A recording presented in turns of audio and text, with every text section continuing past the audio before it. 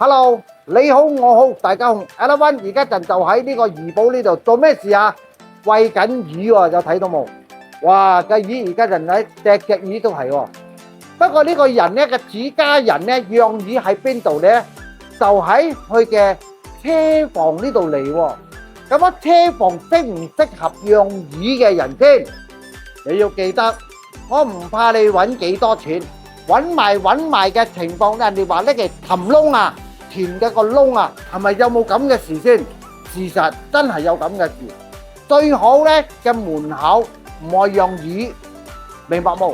門口係愛海闊天空，跟住正會好啦。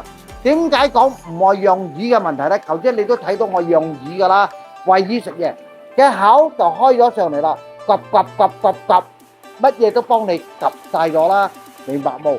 咁樣養魚我哋唔係唔可以養，都係可以養。養喺邊度適合嘅地方，跟住正會好嘅。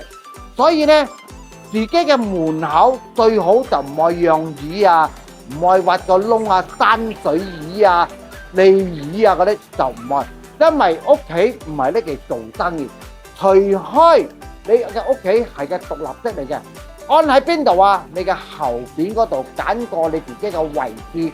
好嘅正得嘅，係講冇你嘅獨立式咁大間都好，你擠個魚池喺個門口呢度嚟講，都係唔好嘅喎。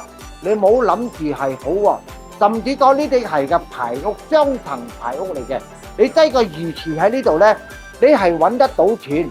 錢自家人真係好叻揾錢，所以今日我讀呢個影片俾你睇咧，仔女都好叻揾錢，女婿都好叻揾錢，可惜揾嚟揾去咧。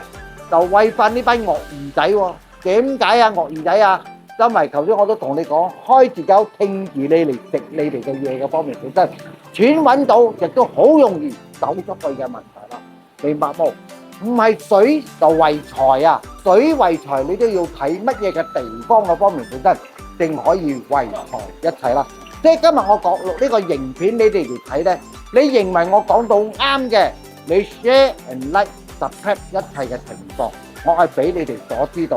OK，我係講到呢度俾你哋知啫。OK，拜拜。